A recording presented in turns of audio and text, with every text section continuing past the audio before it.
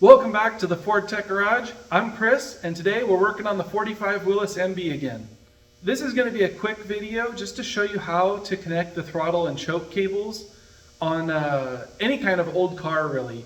You're going to get your choke and throttle cables are going to come in a long length, and you're going to have to cut that down. I'm going to show you the really quick trick on how to cut these down so that you're not cutting the inner wire while you're trying to trim the outer wire, and you're not trying to fight it with some weird procedure of trimming it with a cutoff wheel or something. So I'll show you the really quick trick.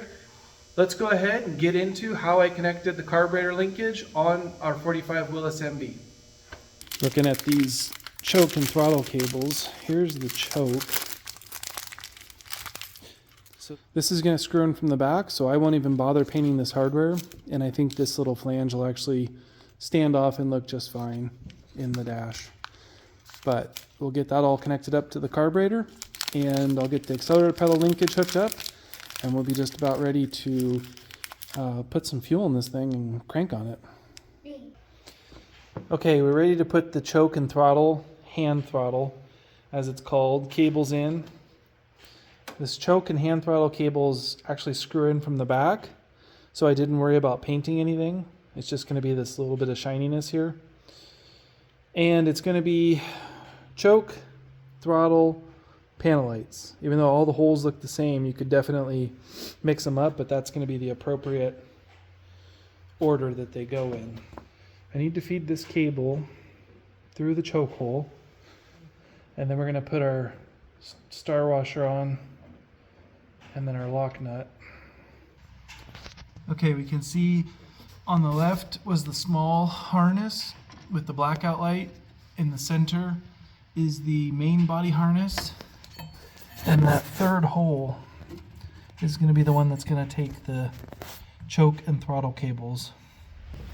All right, we can see it sticking out there, so let's get a grommet. Let's go ahead and put a grommet in that firewall.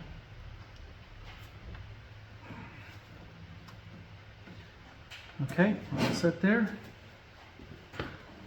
And I'm going to just go ahead and pull this through. Now these are way too long, so we're going to have to trim them. This needs to align with that D-shaped hole. Oh, you can see my hand. Ooh! It's popped right out of there. Okay, and these cables are Joe's motor pool. And they're just such a beautiful repop. So now we'll get our hand throttle fed through there the same exact way as the choke. Okay, these cables are feeling just very rough to me, and not really if you take the bind out of them, but I feel like they should have a little lube, so I'm just going to put some of this Teflon lubricant, the same as I did the speedometer cable. And I'm just going to kind of lightly coat that.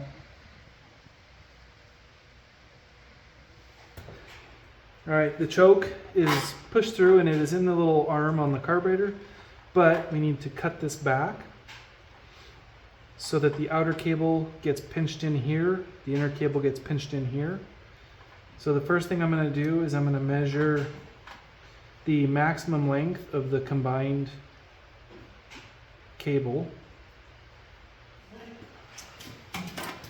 Okay, I think this will cut it.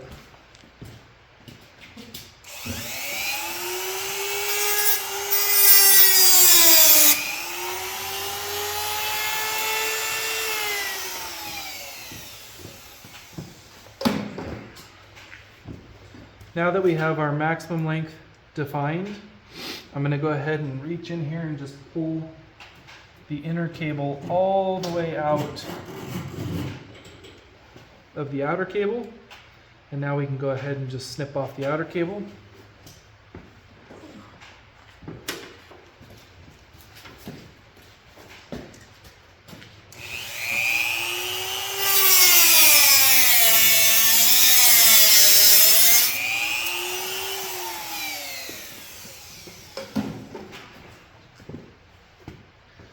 And we can push our cable back through.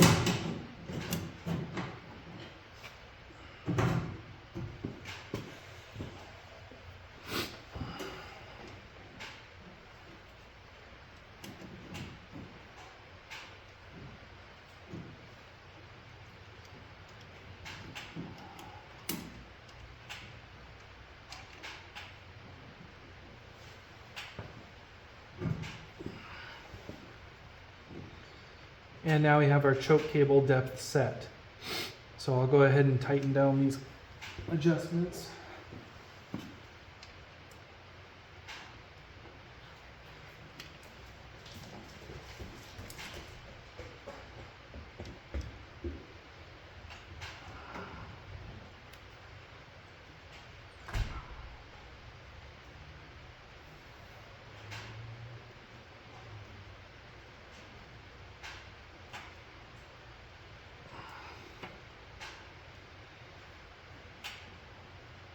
Let's just set that. Now this one we can't tighten until we have both of these done because they clamp together. So we're just going to follow the same procedure. And we will run our throttle cable through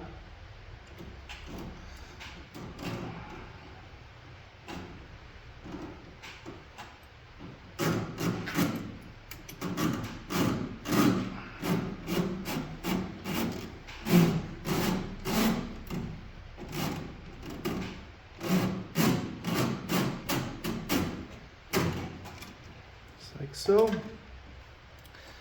We'll use our Sharpie to mark that. This is going all the way down here. Plus it has a stop. So why don't we set our maximum cable length somewhere right here. Let's go ahead and trim that.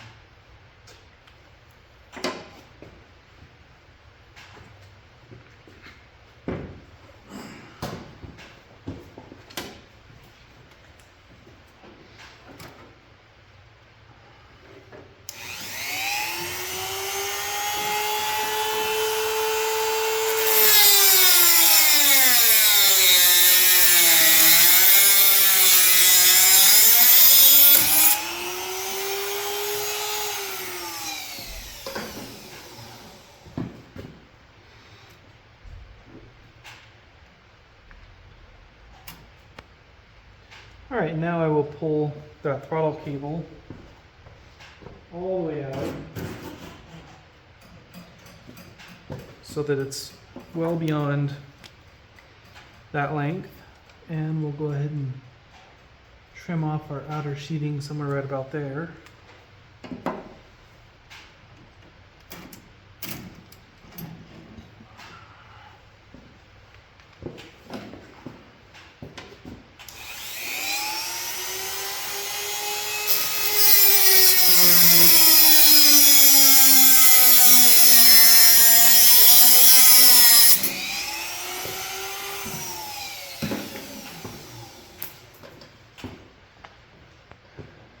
Push our throttle cable back through.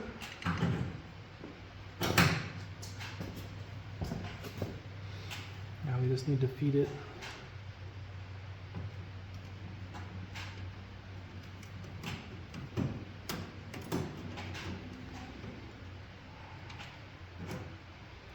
Now we'll go through there. Okay, and let me grab the stopper. Okay, I have my little stopper here. And so we'll put him right on the end there. Let's see. We can push that outer sheeting out.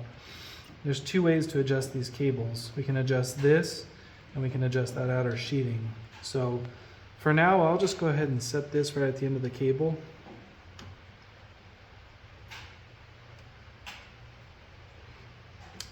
Let me get that through there just a little bit more than that. Okay, now we can tighten these two together, and that's going to secure the outer sheeting.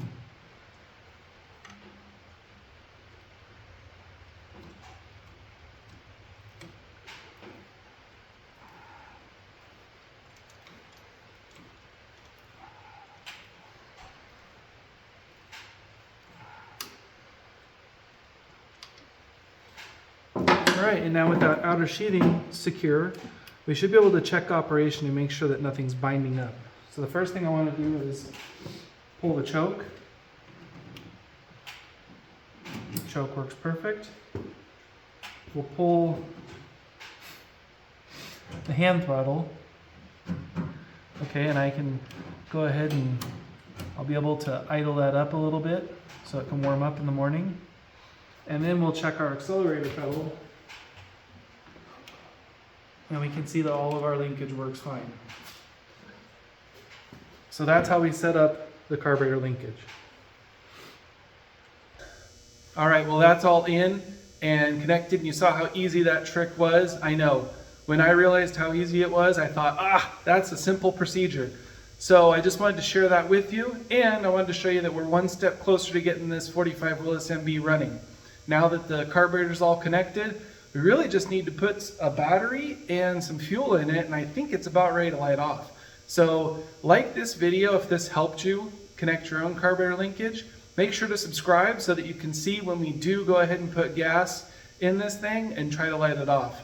It's going to be a lot of fun, and we're going to have a lot of videos coming up of running this thing around, and then I'll get to start showing you what it's like to own your own Jeep after you've restored it.